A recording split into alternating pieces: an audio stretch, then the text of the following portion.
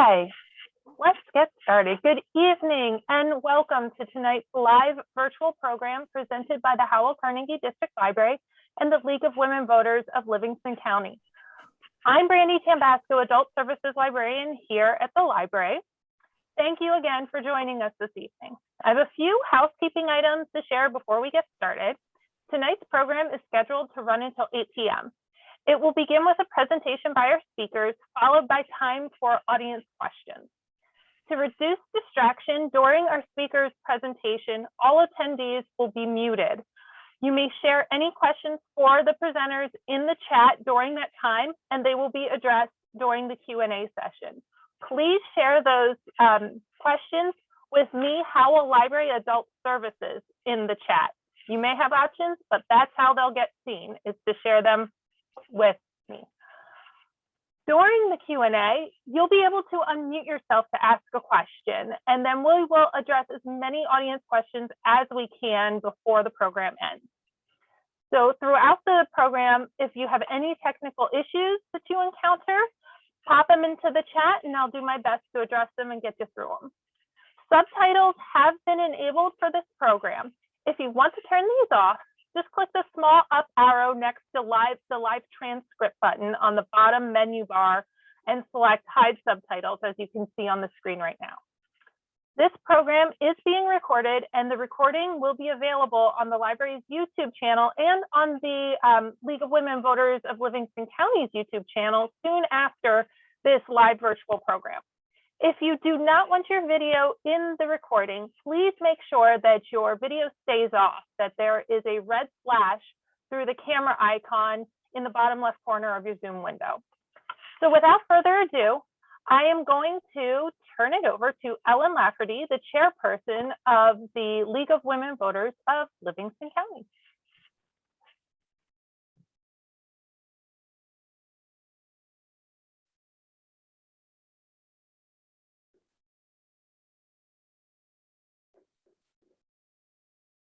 Ellen is muted.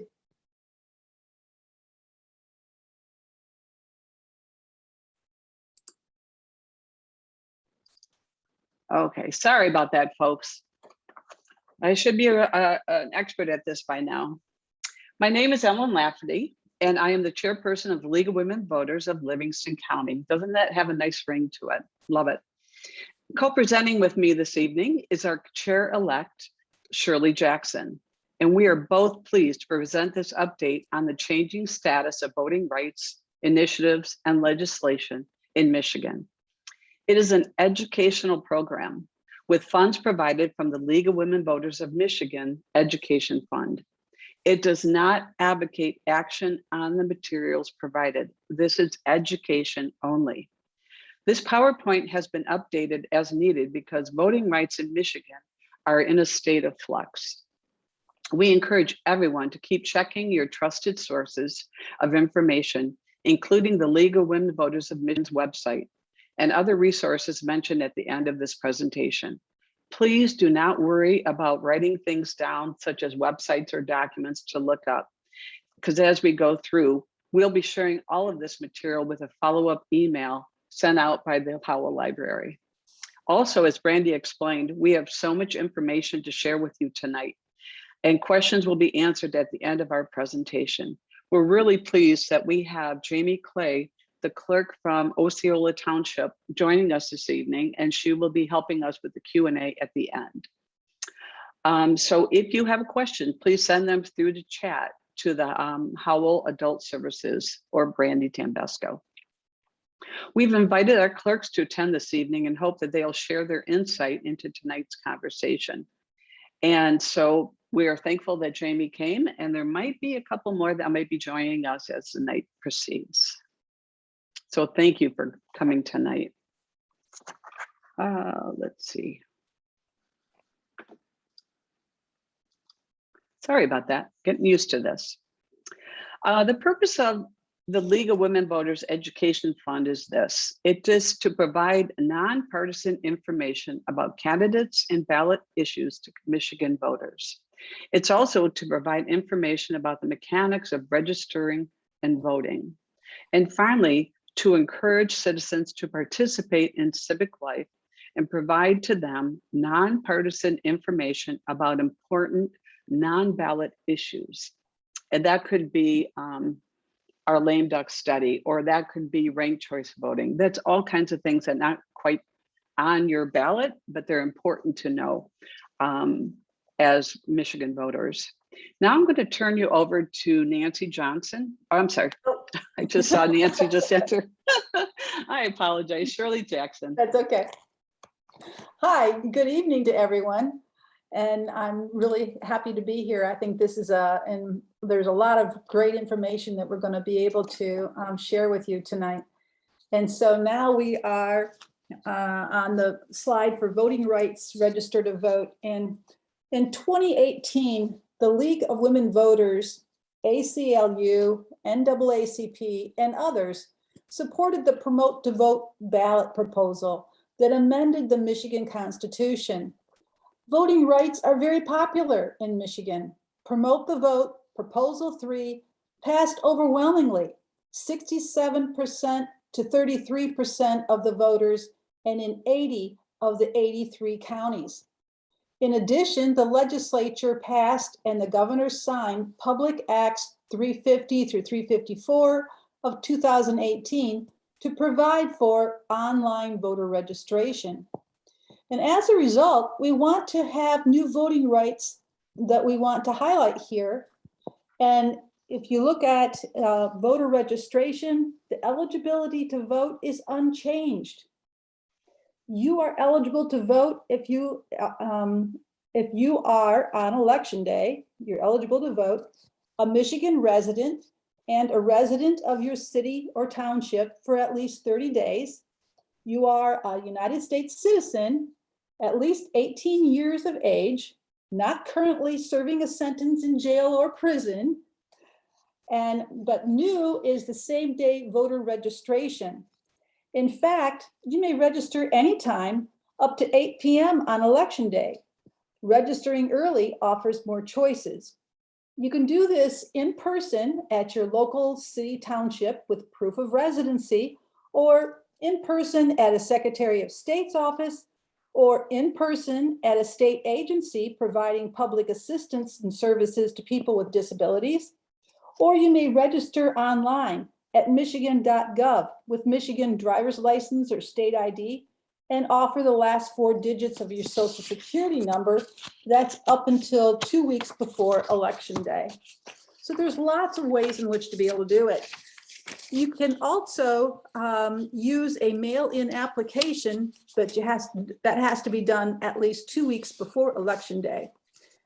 If you register in person, bring required proof of residency, any of the following, which show your name and address.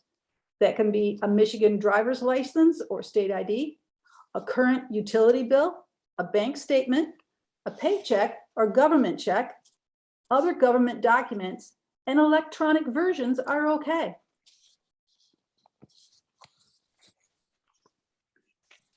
To follow up with Shirley, voting rights, or how about voting before election day? All registered voters have a right to vote before election day by absentee ballot. You can go through this by requesting an absentee ballot through an application, and you must sign that application. Absentee ballots are available, or they're mailed out 40 days prior to every election. You have to return that absentee ballot by 8 p.m. on election day. And military and overseas voters can vote absentee. You can also vote in person at your clerk's office or satellite office before election day. You can do this within those 40 days prior to the election. And you need to check with your clerk's office about specifics, the days and hours that they're going to be open, but usually it's business hours. You can even go to your clerk's office to register to vote, request an absentee ballot, vote it, and return it, all in one visit. If you're not sure if you're registered to vote, go to www.michigan.gov/vote. Again, we're going to share all these links in our follow-up email, but that's an easy one. How about voting on election day? For the first time, you can register to vote at the clerk's office on election day.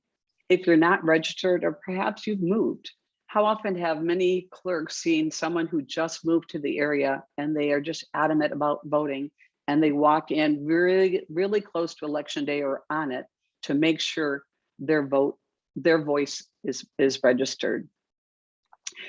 By the way, if you are registered, you must vote in your assigned precinct. And you cannot show up at any precinct just to vote. You must go to your precinct. Polls are open from 7 a.m. to 8 p.m. ID is required by signing, or you have to sign an affidavit. By signing this affidavit, you say, I forgot my ID. My gosh, I left my license up in my jacket up north or whatever. I just forgot it.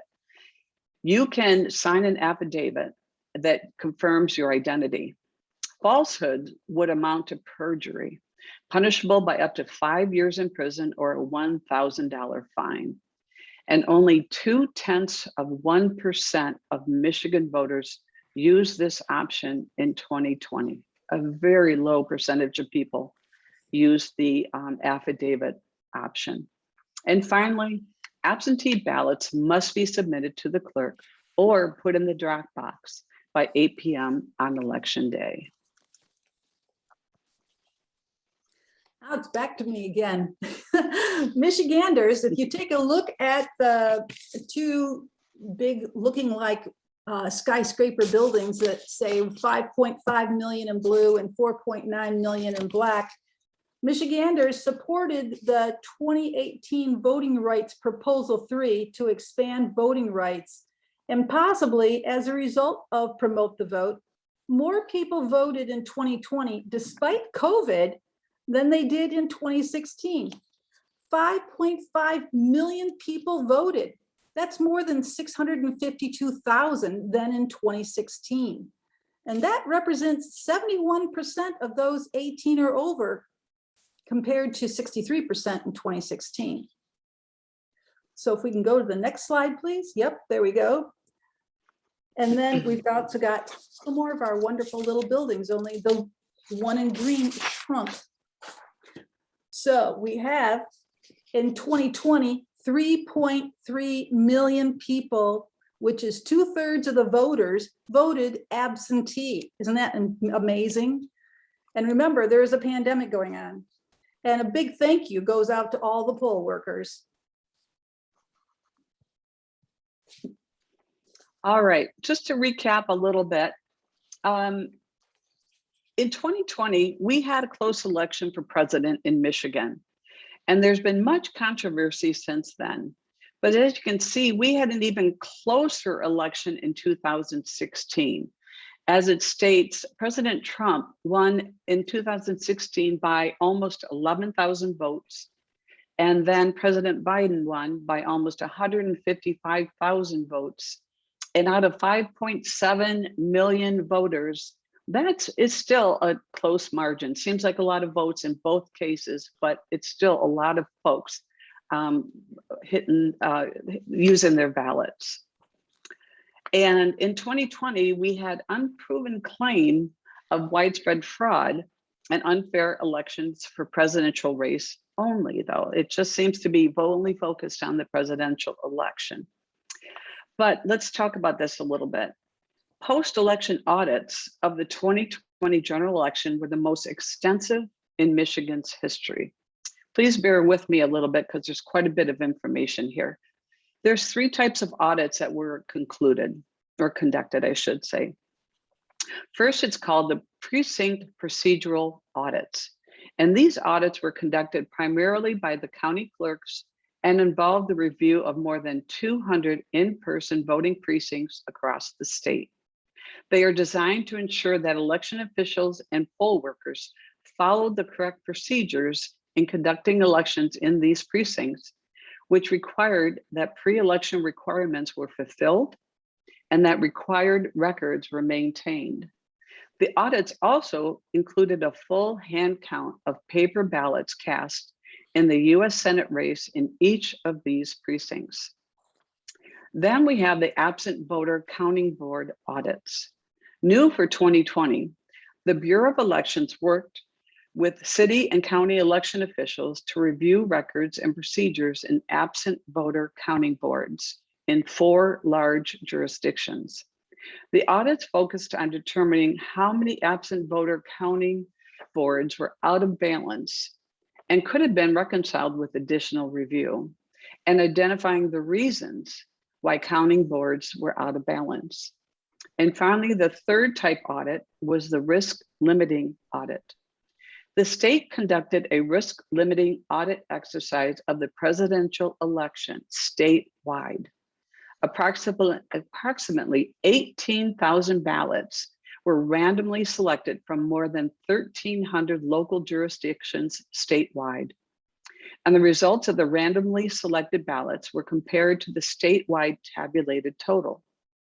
The Bureau of Elections also conducted a full hand count of all presidential election ballots in Antrim County. And I'm sure you've all heard about the issues and problems and corrections that happened in Antrim County that were addressed. Running of elections is a local responsibility held by Michigan's 1,520 city and township clerks, along with their staff, volunteers, and poll workers. They have hired to work in the polling places and perform other election functions. Auditing of elections, which includes review of the city and township clerks who ran the elections, is performed by county and state officials. Now, personally, the League of Women Voters of Livingston County attended the Livingston County Board of Canvassers after the 2020 election. And these folks worked closely with County Clerk Elizabeth Hunley and Election Coordinator Joe Bridgman. This board is responsible for canvassing the votes cast within the county they serve. We can say with conviction that the bipartisan, which is 2 Republicans and 2 Democrats, Board of Canvassers are thorough, precise, and committed to their roles of certifying each and every election result. We encourage anyone who has any doubt of the integrity of our elections here in Livingston County or anywhere to witness the stringent process through the Board of Canvassers themselves.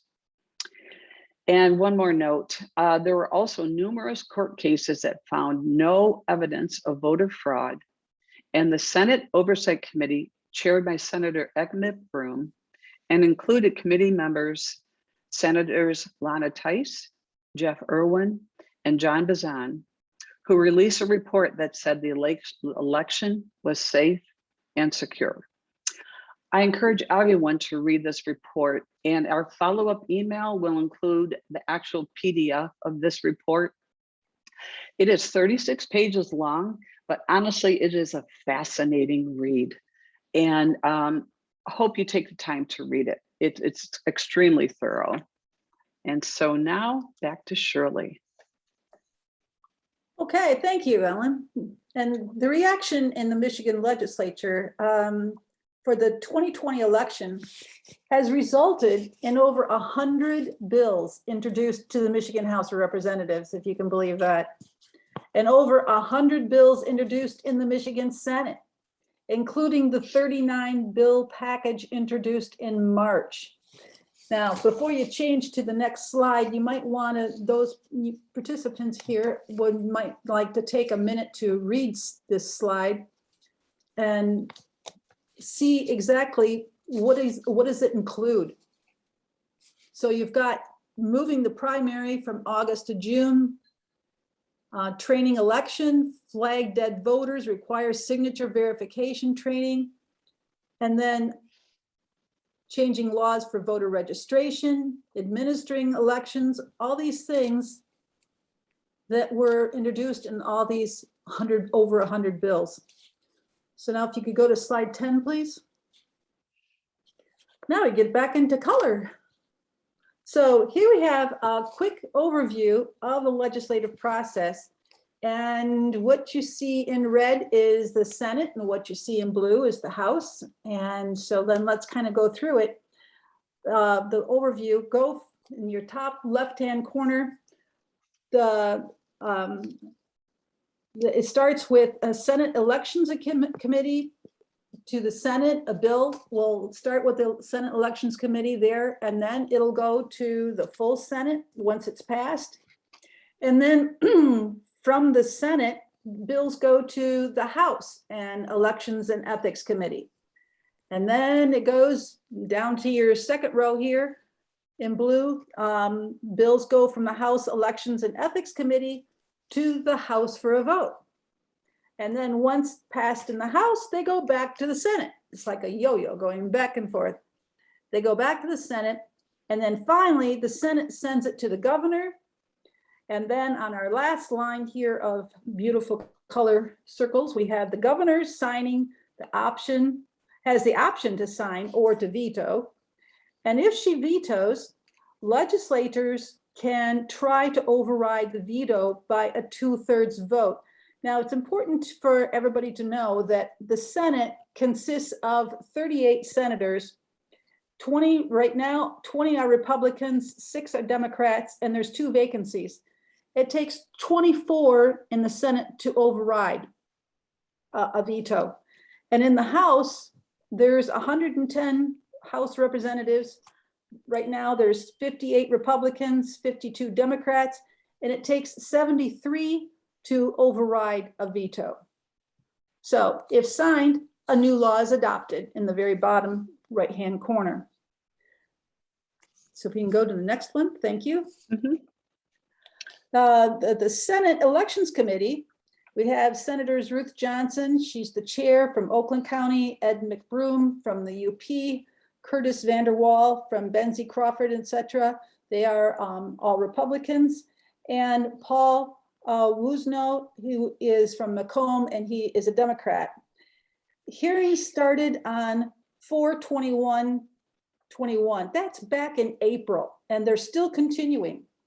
And they have taken testimony on all 39 bills, and most are still in the committee. We're talking about SB, which would be a Senate bill, 273 through 311 and 334. And then 9 bills have moved, and you can see on your screen which ones they are without me reading numbers to you. But 9 bills have moved. And if you want to get up-to-date information about that, once again, use our resources that we'll be sending you, www.lwvmi.org. So the veto of the election bills. Bills passed the House and Senate and were vetoed by the Governor Whitmer on October 3rd, 15th, and 29th of 2021. The governor, quote, said the bills perpetuate the big lie and that every citizen has a guaranteed right to vote. The 8 bills vetoed have dealt with, as you can see, all of these things: the expansion of polling places, block third parties from accessing the QVF files, they're called, ban voting machines from being connected to the internet, require clerks to remove deceased voters from the QVF files, establish a timeline for completing reviews of initiative petitions, establish new identifying information in order to register to vote or obtain an absentee ballot, prohibit the Secretary of State and clerks from mailing absentee ballot applications unless requested, and finally prohibit private nonprofit funding for elections. Just to confirm, again, we're going to share all of this. These are the resources where we have our compiled information from. And at the League of Women Voters website, you can not only see all the bills listed, but it also connects you to the status of those bills. And also, does the League support or oppose any of these bills that have been brought up? In addition, you can look up the minutes and testimony by going to, let's see, the Senate website, the House website, and also the Michigan legislative websites. And just a side note here, I looked at them today, and when you're looking at these meetings of these minutes, I'm sorry, the minutes of these hearings in relation to each of the bills presented, you're going to be able to see in the minutes who was present and prepared testimony in support or opposition to these numerous bills. And I understand, as I said, that Oversight Committee's report is fascinating.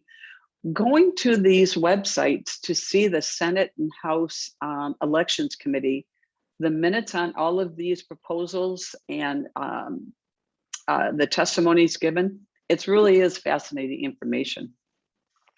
Just to say that the League of Women Voters were present in each and every one of those meetings that had to do with elections, and you can read their testimony online. And other members of the public, such as various clerk associations across Michigan, one I noticed was the Oakland County Clerks Association. They gave testimony on the impact of these bills on the office of these clerks and the voters that they serve. So again, I encourage you to have a look at this. All this testimony is interesting reading material, and we encourage you to take a look. So that brings us up to what can you do? And a lot is just what Ellen said, is to go to these resources we're going to provide for you and take a really good look and stay informed. Information is changing regularly. And once again, www.lwvmi.org, and help show people that the 2020 election was safe, it was secure and fair. So SOS fact checks, michigan.gov, once again. Resources, just informing yourself. And then we've got the Secretary of State, Jocelyn Benson, has also an agenda she would like passed. However, it has not been taken up in the Michigan House or Senate. And it deals with equitable access, strong infrastructure, and secure elections. And recently, some House bills have been introduced that make some of these changes. And if you take a look here at this slide, there's an awful lot of information on it, and I don't want to read all of it to you. I'm sure everybody who's participating tonight is perfectly capable of reading it themselves. But it's the idea that this is what Secretary of State Jocelyn Benson would like to get passed. So take a look at what equitable access, what would require, things that would be required to have equitable access, and the strong infrastructure, you know, and just like, for example, allowing processing of absentee ballots 2 weeks prior to the election day instead of waiting until the election day, and provide an additional week for the county canvass. And all these secure elections, prohibit deceptive election practices that deter or mislead voters, and prohibit open carry of firearms within 100 feet of voting locations. All these kinds of things, what Jocelyn Benson would like to have included. Oh, sorry, wrong way. There we go. New on the horizon, there's a new initiative petition called Secure My Vote, and the petitions are being circulated as we speak, and seems to be a response to the 2020 elections and the belief that that there was voter fraud. On September 8th, a group called Secure My Vote submitted an initiative petition to the State Board of Canvassers. The board approved the form, and the summary and petitions are being circulated right now. They must gather 340,047 valid signatures in order to submit it to the State Board of Canvassers. The number is equivalent to 8% of the voters who voted for the governor, in 2018. That's where they get that number from. The process is used to enact a law that the governor cannot veto. Once the signatures are verified, the legislature can then vote to enact the law or put it on the next general election ballot. We'd like to be able to let you have that kind of sink in, because it took me quite a while for it to sink in. And once again, I get to have the slide with all the pretty colors to it. So if you have the path of an initiative, it's the petition to the law, it's a timeline. of how the initiative process works. And I want to just go across here for the draft proposal and submit to the State Board of Canvassers. That's what comes first. Optional is the State Board of Canvassers approves the form and the summary. Then they start circulating petitions to gather at least 340,047 valid signatures in 180 days to do it. Then the Board of Canvassers validates the signatures. The proposed law is sent to the legislature and has 40 days to adopt as law or placed in the ballot. And then the law goes into effect. The governor cannot veto. Now, it's really interesting to include that a couple of other little facts, and that is citizens of Michigan may initiate legislation as either an indirectly initiated state statute or a directly initiated constitutional amendment. For statutes, that's the indirectly initiated state statute way. If the petition receives enough valid signatures, then the state legislature has 40 days to adopt or reject the proposal. And if the legislature rejects the law, then the measure is placed on the next general election ballot. If it has an appropriation, which means if there's money attached to it, there can be no referendum on the law. Now remember, a referendum is a direct vote by the people. So if it's got money attached to it, there cannot be a vote by the people on that, which is really interesting. The initiated law can be amended by the legislature after getting adopted through the regular legislative process and signed by the governor. Okay, this is a little bit of a breakdown of what that petition is all about. It mandates that people disclose partial Social Security numbers when you register to vote. This is new, and it's not required right now. It restricts options for registered voters to verify their identity. Acceptable forms of photo ID include something we're all familiar with: driver's license, state ID, passports, and so forth. But it eliminates the use of that affidavit. And that's what I mentioned previously, how, oh my gosh, I forgot my license in my hunting gear up at my cabin and I don't have it with me. And so you could sign an affidavit, your vote goes in, and they check your signature and such. And of course, there's options of the law behind it to avoid any fraud with penalties and jail time. But this would eliminate that ability to sign that affidavit. It requires voters applying for an absentee ballot to include their driver's license or state ID number, or the last 4 digits of their Social Security number on their application. This isn't required right now when you request that absentee ballot. And finally, it prohibits election officials from sending or providing absentee applications unless they're asked to. This concerns the League of Women Voters a bit, because when we go into local high schools to register students, we often bring our local clerks along with us, and they take those secure ballots back with them and get those registration forms processed. We also bring those absentee ballot applications with us in case students are going off to college or into the military. They really do want to vote. This might prohibit us from allowing us to do that because the clerk is in the house. So it prohibits election officials from providing those applications. So how does that affect our voter registrations? Excuse me. Okay, so I'm continuing on with what Ellen had in the last slide. The Secure My Vote. It bans charitable contributions, including volunteer time and donated space to help administer elections. And currently, charitable contributions and volunteers are allowed, but this Secure My Vote would stop that. And it states that drop boxes close at 8 p.m. on election day, which is the current law. There's no change there. It mandates offices be open 9 a.m. to 5 p.m. for the 5 weekdays leading up to the election to accept ballots, or that drop boxes be made available for return ballots.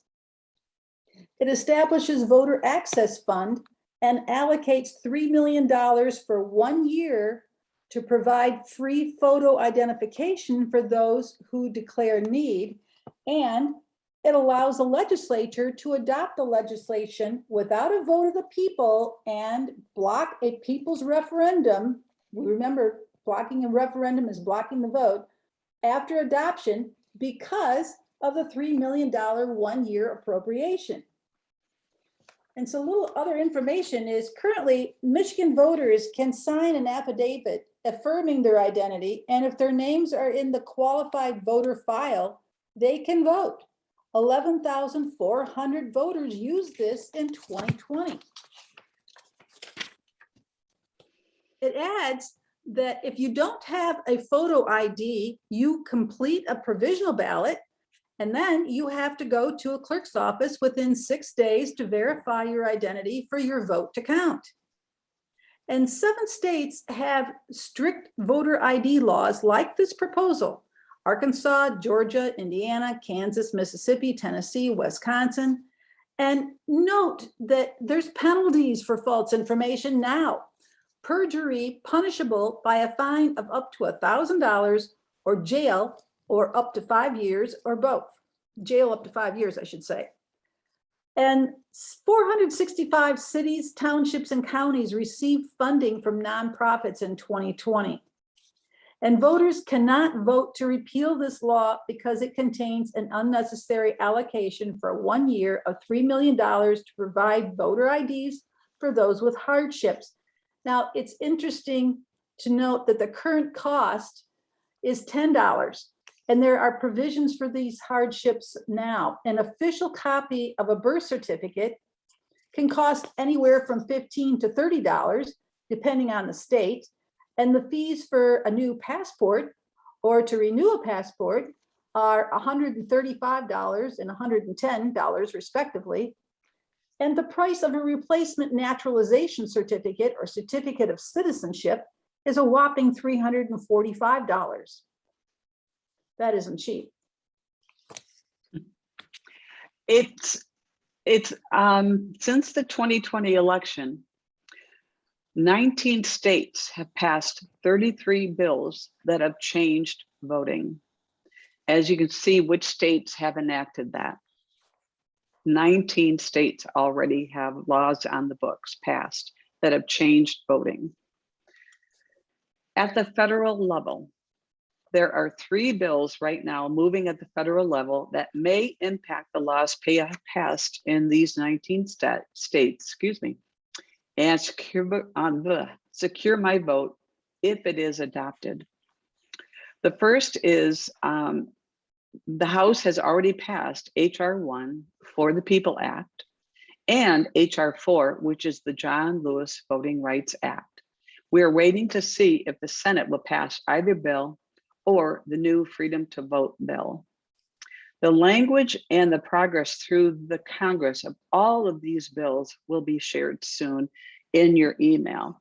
It's really interesting. It's straight from the Congressional Records website. It's not from anybody's opinion website at all. It's straight to the source. And you get to see where it's at, where it's been proposed. And as a result, what will change if any of these are passed. It's quite significant. It's real pressure right now on getting these bills passed.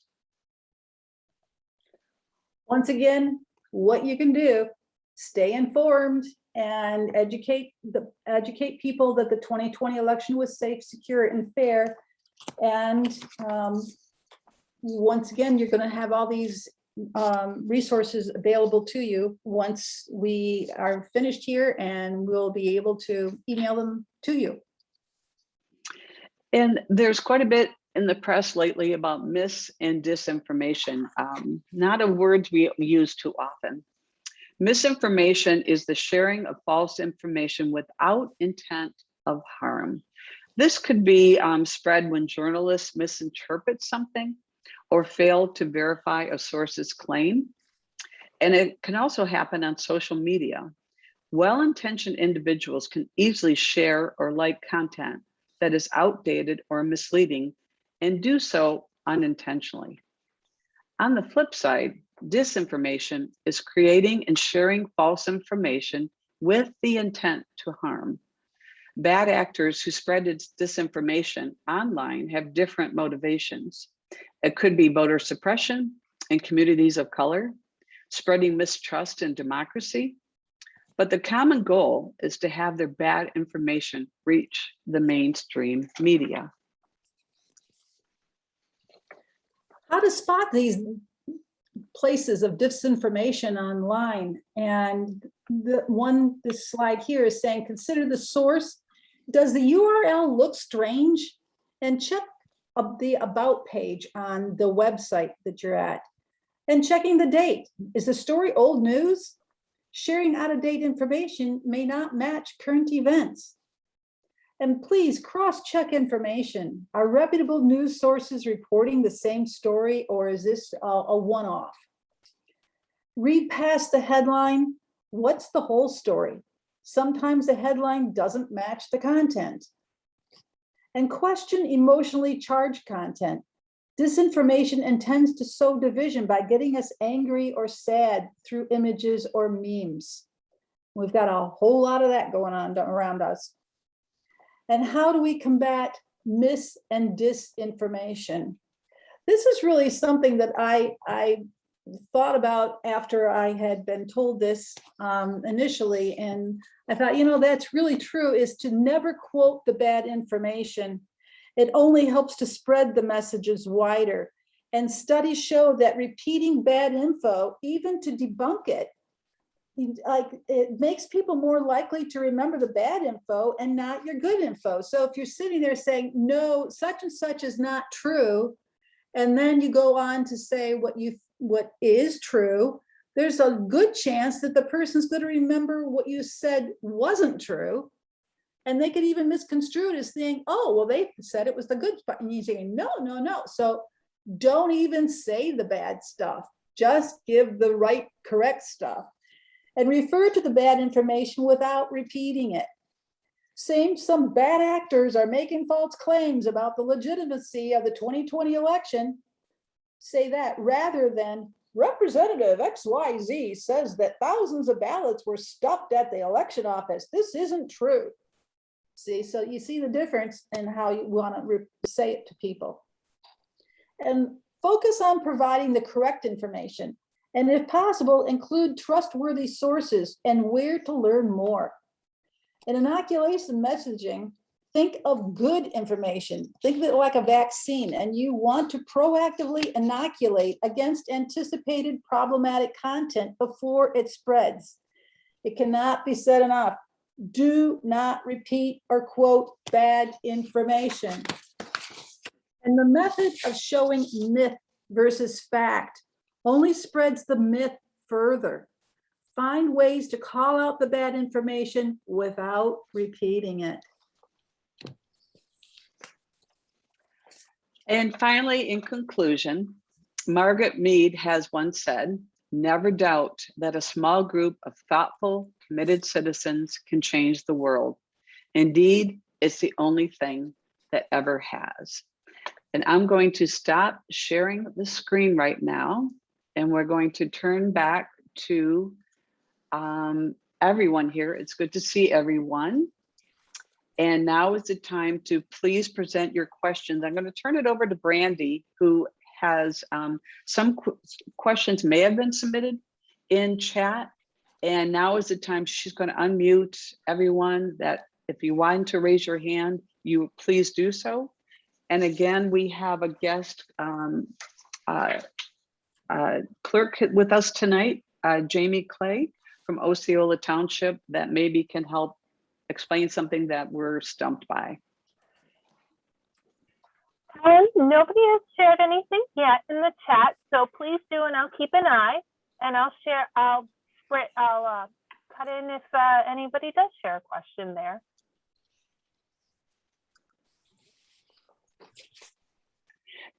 Jamie, perhaps you can have some comments about anything that was presented tonight. Do you have any thoughts or personal experiences with anything you see as helpful, harmful? What are you thinking? I do. I actually took a few notes. One of the things that you talked about was that we mail out the ballots 40 days prior to the election, just so there's no confusion or, again, the misinformation, I guess. We have to have them available. However, the way it works, by the time we get them into our office, we have to run tests on them and run our test decks. And there's a lot of work that goes into it. And then to get them stuffed, I mean, we have to hand do all this. And now we're over 4,000 ballots that are going out of our office with just a few of us doing this. They won't necessarily go out 40 days, but they have to be available. Does that make sense? So Yeah. what happens is people get that information and they think they should have them. And it's not because we were slow or taking our time. It's because we only get them at a certain time from the printing company. And then we have to run all of our tests and do everything with them. So I don't want voters to be discouraged and think we're not getting them out, you know, and some townships get them out maybe a few days before us. And then we have everybody calling us, where's our ballot? So, you know. Thank you for that. Thank you. Yes. Yeah. There was a question that was submitted directed to you, Jamie. Are you comfortable with voter security? I am. Yes. You know, I always say I can speak for definitely my township and the county. I feel like that, yes, very secure.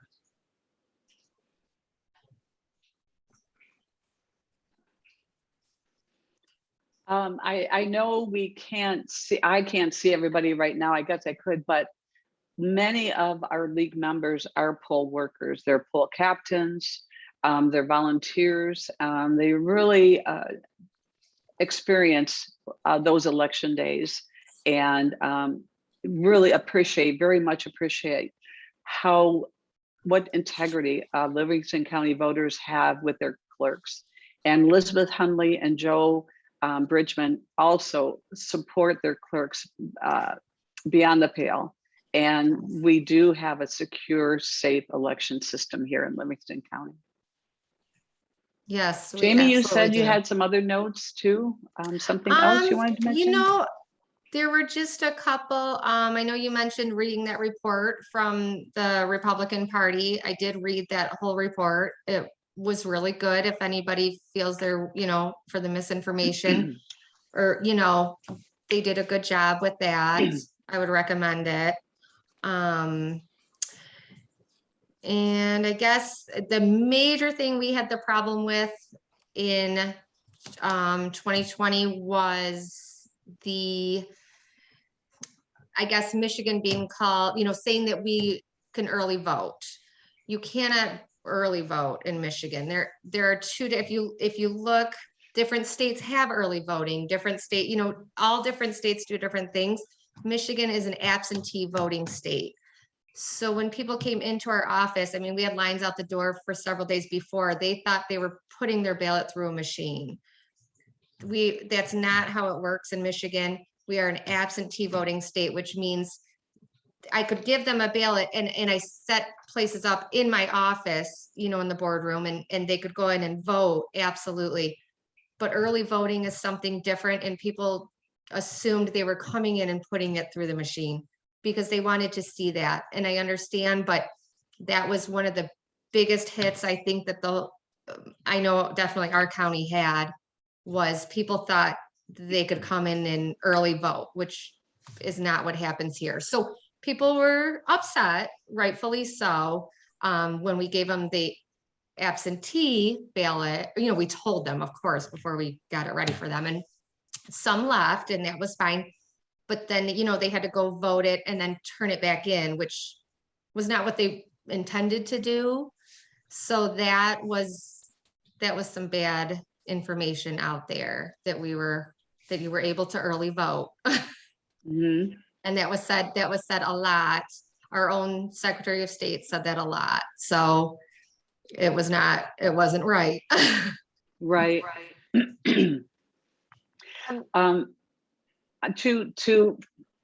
Just to add on to that, it's kind of nice though to have, it must feel good to have those people come in and really want to vote. And they're Yes. just so adamant that they want to vote. And we're very fortunate in Livingston County that we have such a high rate of voter turnout. I want to say we're in the high 70%, almost in the low 80s. I'm not quite sure what that number is, but our county definitely feels their civic responsibility by going to that, do the polls on election day or voting absentee, however they get their ballot in. Yes, absolutely. And you know, I know with these laws, they think we're trying to suppress votes and these things, but I can say in our township, we really just want everybody to vote, and we give them, you know, as much chance as they can. And, you know, yeah, I think we're pretty good with our voters, and it's nice. It's nice to see everybody come out. Well, Deb shared in the chat that she was a poll worker for the first time for the 2020 election, and she was very impressed with all of the checks and balances in place to make sure everything was secure and accurate. So kudos on that. Very glad that we have safe and secure elections. Claire asked, how much is our signatures scrutinized now? Do they have to match perfectly? And what if you miss a middle initial? Something along those lines. Yeah, it's not, I mean, we've been doing this forever, right? Matching signatures. Before I was clerk, I worked in the AV counting board, and I matched signatures there too. You want them to match, but really you can just tell by looking. You don't have to worry about middle initials. I mean, you don't, you know, some people though now sign, let's say like with an X rather than their signature. Those ones we do call. We don't call on very many, you know, people's signatures tend to match. Sometimes we get the rare, maybe husband and wife accidentally signed each other's. We call and say, oops, you got to come in. You just give them a new envelope. They just, you know, take care of it. So you're not totally scrutinized on it, but we are watching. And we've never had one that we had a signature maybe not matched and we didn't get a hold of. I mean, we will drive out to people's homes if we have to. We make sure their vote will count. Excellent. Great to hear. Gayla asked, would you support being able to start processing absentee ballots prior to election day? And are you in need of election workers? I imagine that's for you, Jamie. I'm still on the fence about doing it early. I know with social media and stuff, it's hard to have people working, even though you take an oath to say you're not going to say, you know, it's just, you know, when we have an AV counting board, they are sequestered. So they have no phones, they have nothing. They get there at 8 in the morning. They're there until they're done. So I don't know where I stand on that just yet. And yes, we always take applications for inspectors. Absolutely.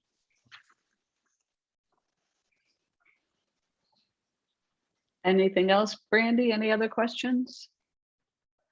Not yet, and we're coming to the end. If you have a question, please enter it in chat. You are also welcome to unmute and start your video, or just unmute and ask the question. That you should be able to do that now as well.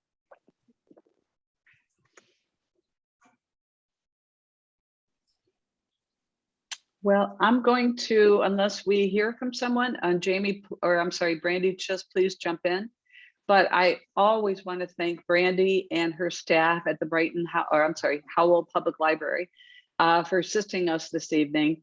And I found out today that the Brighton Library is helping promote in their newsletter our event. So it's a wonderful partnership we have with the Livingston County Library staff. If you want to sign up for our newsletters, please go to lwvlivingstonco.org, our website, and just there's a icon at the top. You can hit it and sign up for our newsletters. We'd like to keep you always involved or informed about what's going on with the league. And also, if you haven't already, join the League of Women Voters, and to help us offer evenings, educational evenings like tonight. We appreciate everyone being here, and thank you for coming and sharing your time with us. Thank Yeah, you. I'd like to just add, thank you to everybody for participating. And once again, Brandy from Howell Library, thank you very, very much. And Jamie, thank you so much for bringing your voice tonight and answering those hard questions. It's a tough and it's a volatile time, but it's always good to hear those who are in those hot seats give their perspective of what's going on. Yes, And thank you for having that. me. Thank you. All right. Yes, Thank you, Jamie. Yes, Yeah. thank you, Ellen. Thank you, Shirley. Thank you, Jamie. So much information that was shared tonight, and we appreciate the perspective of a clerk here letting us know what's going on. And thank you for letting us know also about signing up to help with elections too. That's very important as well. Thank you again to the League of Women Voters of Livingston County. You're right, has a great sound to it, Ellen. For making this evening possible. Visit their website, www.lwvlivingstonco.org, to learn more about the organization and how you can become involved. Thank you for attending tonight's program. We hope you enjoyed it. Please take a few minutes to tell us what you thought about it at the short evaluation linked in the chat. Everyone who registered is going to get that follow-up email chock full of resources that were shared tonight by Ellen and Shirley, including a PDF handout for that too. And then once the recording is available on YouTube, we will share that link as well so everybody can revisit it and sort of look at the resources and watch the program. So visit our website, howelllibrary.org, to discover more upcoming events from the Howell Carnegie District Library. Thanks again, everyone. Good night. Thanks. Bye.